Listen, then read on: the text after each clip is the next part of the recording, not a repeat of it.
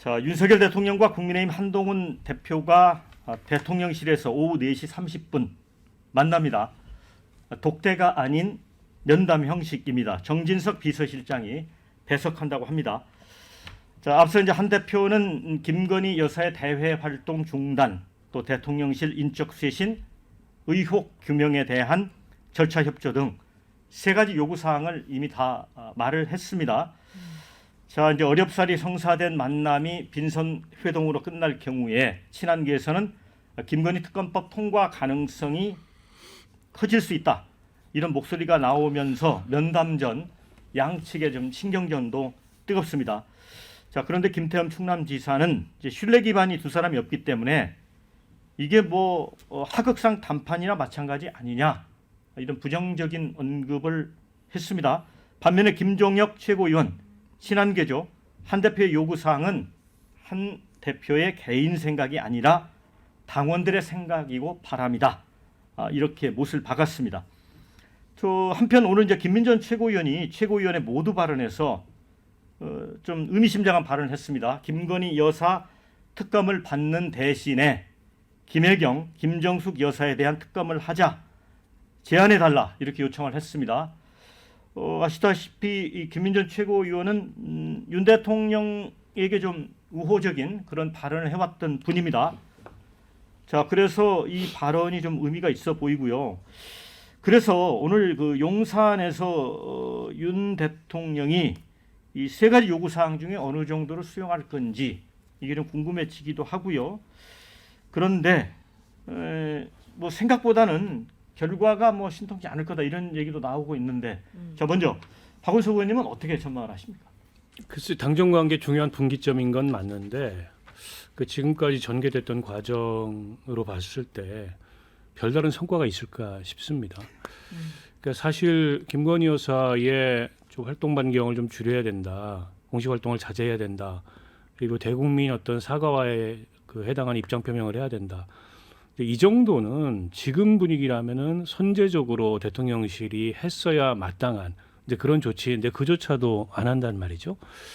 그런데다가 지금 검찰이 도이치모터스 주가 조작 사건을 불기소함으로써 여론에 그야말로 이제 이 불을 더 지피는 그런 그 효과를 나타냈는데, 그래서 이제는 김건희 여사 사과나 뭐 활동 제한으로 여론이 개선되거나 호전될 가능성이 없습니다.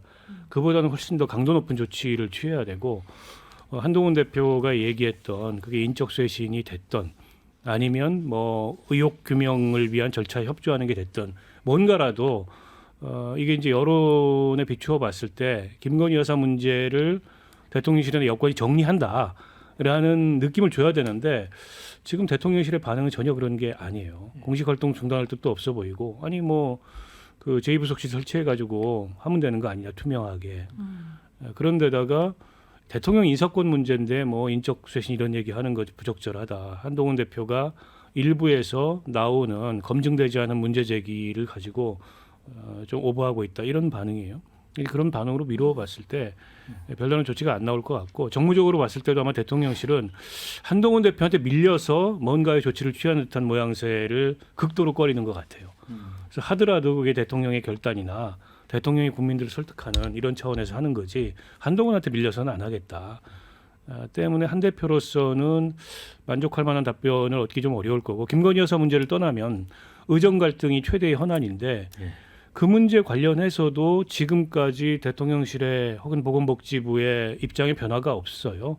결국 그 내년도 이미 수시 그 모집을 했기 때문에 불가능하다. 내후년도 정원부터는 얘기할 수 있다. 근데 그거는 이제 당사자들을 조금 더 설득할 수 없는 입장이거든요. 거기서도 어떤 진전을 보기가 어렵고, 그렇다면 이제 빈손 회동 될 가능성이 있는데, 제가 궁금한 건 그 다음에 한동훈 대표는 어떻게 할 거냐는 겁니다. 어떻게 보면 배수의 진을 친 건데, 본인의 요구사항을 이게 여론이 요구하는 최저한이다라고까지 한동훈 대표가 선을 긋고 얘기하고 있지만, 그걸 대통령이 조금 더 수용하지 않았을 때 그러면은 한동훈 대표가 할 수 있는 내놓을 수 있는 카드가 뭘까? 저는 잘 짐작이 안 됩니다. 교수님. 네. 그런데 지금 뭐 하극상 단판이나 단판 아니냐라는 이제 김태현 지사 말도 있었잖아요. 예.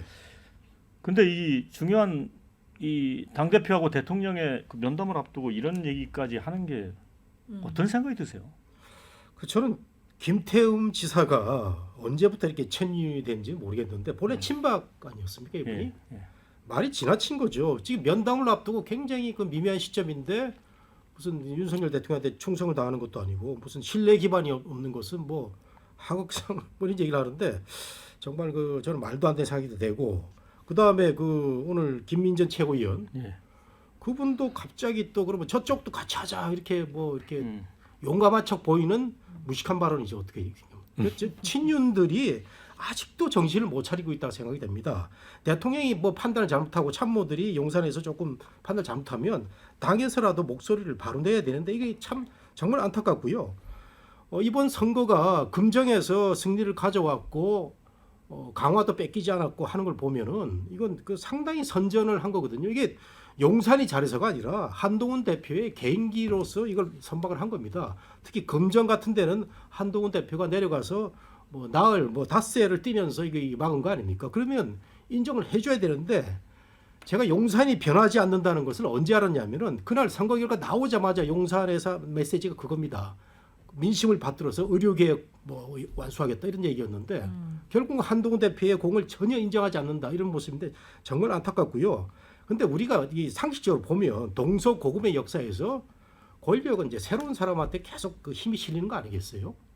한동훈 대표가 그냥 대표가 아니고 대권 주자, 가장 강력한 대권 주자이기 때문에 앞으로 힘이 몰릴 수밖에 없고 윤 대통령 정부는 이제 한 바퀴 이제 돌았거든요. 반환점을. 그러면 이제 힘이 약해질 수밖에 없는데 현실을 냉정하게 인식을 하고 한동훈 대표 국민의힘이 뭔가 좀 새로운 길을 살아갈 수 있도록 우리 저 호주석 대변인 뭐 국회도 가야 되고 하는 그런 길을 열 수 있도록 뭔가 보여줘야 되는데 용산이 아직 친윤 정말 답답한 그런 그 대응을 하고 있다. 안타깝습니다.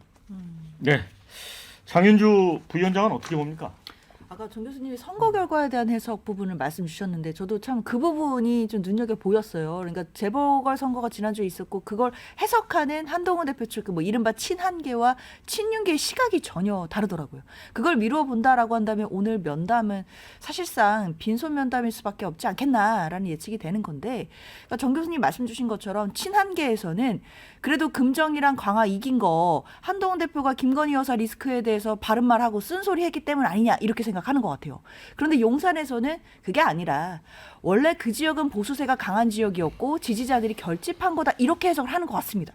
그렇다면 용산 입장에서는 보수세가 강한 곳에서 지지자들이 결집하고 있는 이 상황에 한동훈 대표가 계속 약한 골이라고 할 수 있는 김건희 여사 리스크를 건드는 것 이것은 야당의 프레임에 말려든 것 아니냐 이렇게 볼 수밖에 없거든요. 그렇다면 한동훈 대표가 이야기하는 3대 요구라든지 특히 거기에 나오는 인적 쇄신은 대통령의 임명권과 관련된 것이고 그리고 김건희 여사가 뭐 의혹 해명을 위한 절차에 협조하라는 것인데 이 절차 협조라는 것이 해석하기에 따라 수사에 협조하라라는 말로도 해석할 수 있거든요. 어떤 절차에 협조를 합니까? 뭐 당에서 진상조사하는 이런 게 아닐 거 아니에요. 그렇다면 여러 가지로 봤을 때 용산에서는 받아들이기 어려운 안을 얘기하고 있다라고 해석할 거고 사실상 이 3대 요구안에 대해서도 거절하게 된다라고 한다면 분위기가 급속도로 냉각이 돼서 사실상 빈손으로 끝날 것 같다라는 우려 듭니다. 호준석 대변인, 네. 이게 앞서 제가 좀 언급을 했지만 이제 김민전 최고위원이 물론 이제 김혜경, 김정숙 여사를 이제 끼워서 김건희 여사 특검을 한번 받겠다는 그 안을 낸 건데 이것도 상당히 좀 진일보한 측면이 있는 거 아니에요? 그러니까 좀 논의의 다양성을 예. 넓힐 수 있는 예. 그런 이제 옵션 중에 하나일 수 있겠다 생각하고요.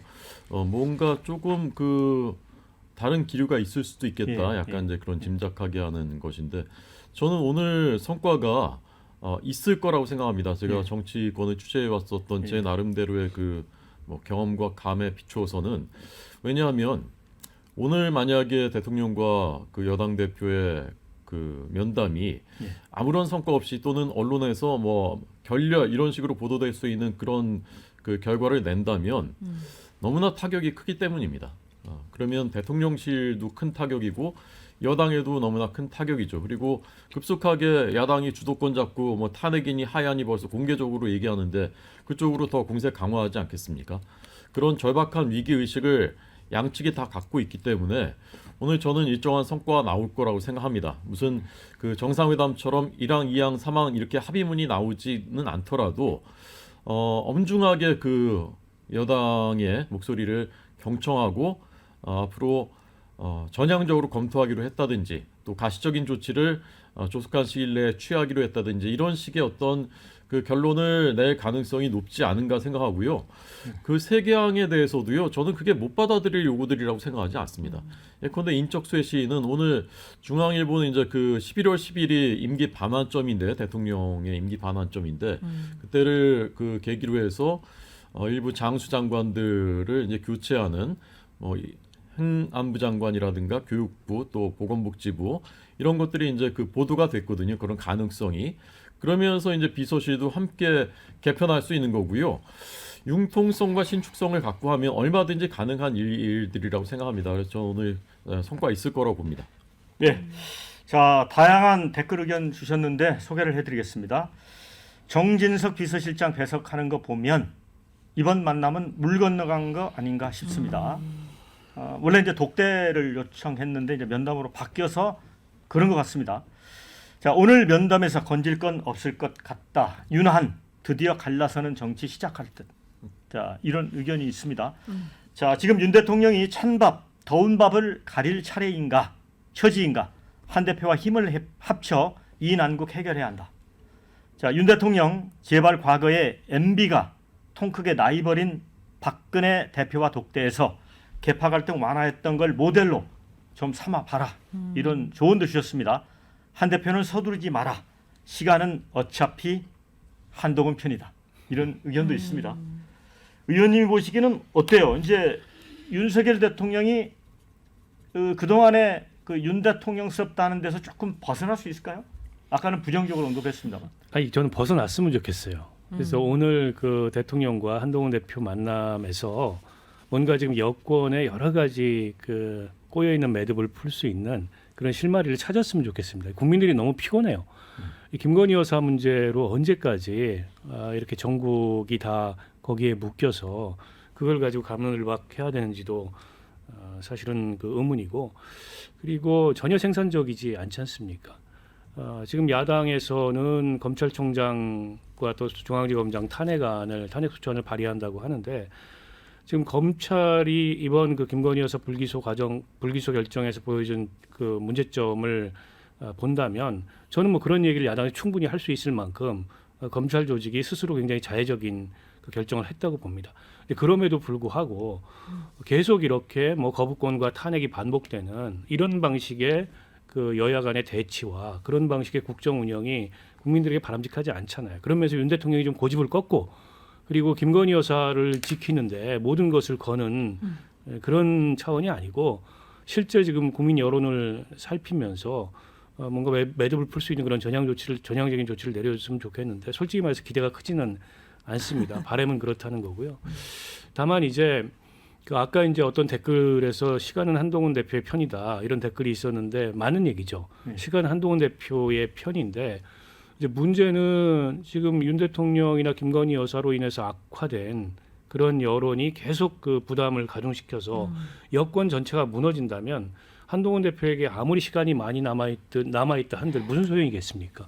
결국 여기서 제동을 걸어야 되고 분위기를 반전시켜야 되고 국면 전환을 해야 되고 뭔가 이게 여권발 그런 쇄신의 그런 분위기를 잡아야 되는데 저는 한동훈 대표가 좀 과감해야 된다고 생각해요. 결국 뭐 지금 취임한 지 이제 한 몇 개월이 지났는데 손에 쥔 성과가 없거든요. 그나마 다행인 건 이번 재보궐선거에서 무너지지 않은 게 다행이고 리더십을 지킨 게 다행인데 이제는 좀 뭔가 이게 방향 전환을 해야 되는 거고 당정 관계에 있어서 더 이상 눈치만 보고 있을 수는 없는 상황이고 만약 계속 저렇게 대통령실과 좁혀지지 않는 거리감이 유지된다고 하면 여당 대표가 할 수 있는 일이 별로 없거든요. 그런 상황에서 그냥 개별적 원심력이 작용해서 예를 들어서 김건희 특검법이 가결된다. 그러면 사실은 그건 대통령도 망하고 뭐 여당도 망하고 한동훈 대표도 망하는 거거든요. 때문에 저는 뭐 과감하게 요구할 건 요구하고 안 되면 저는 정치적 결단을 내려야 된다. 그거는 그냥 개별적 원심력의 작용으로서가 아니고 이 특검 수용할 수밖에 없다라는 정치적 판단을 내려야 된다고 봅니다. 교수님, 우리 그 박원석 의원께서는 한동훈 대표가 이제 때에 따라서는 결단을 내는 시점이 왔다 이런 얘기거든요. 네. 어떤 결단을 고민할 수 있을까요?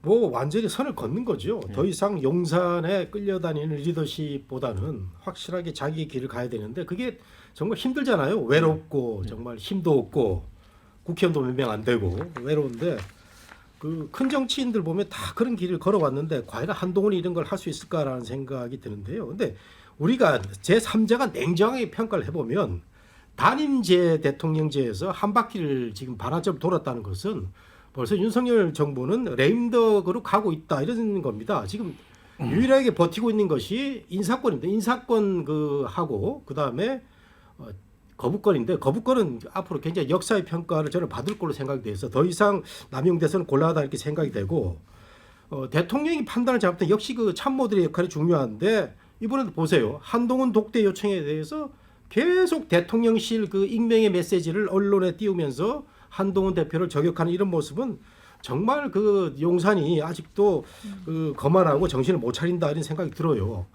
저는 그 용산이 왜 이렇게 될까는 그 아까도 우리 앵커님이 모두에 말씀하신 대로 윤석열 하다 뭐 이런 표현을 하셨는데 대통령이 이런 그 화끈한 자세를 갖고 있으니까 우리는 더 화끈하게 나가야 된다. 저 국회 청문회 보면요.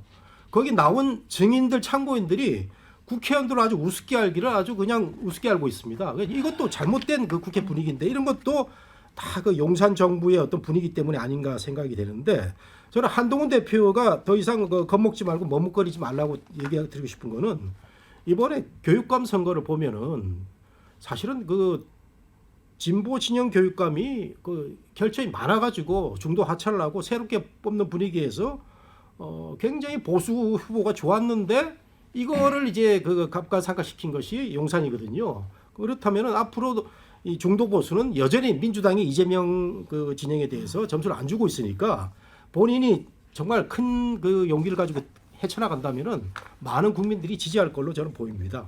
네. 자, 이제 댓글 주신 분 의견 중에 윤 대통령이 이제 3대 요구안 수용 안 하면 보수는 끝이다 이런 의견을 주신 분도 있습니다.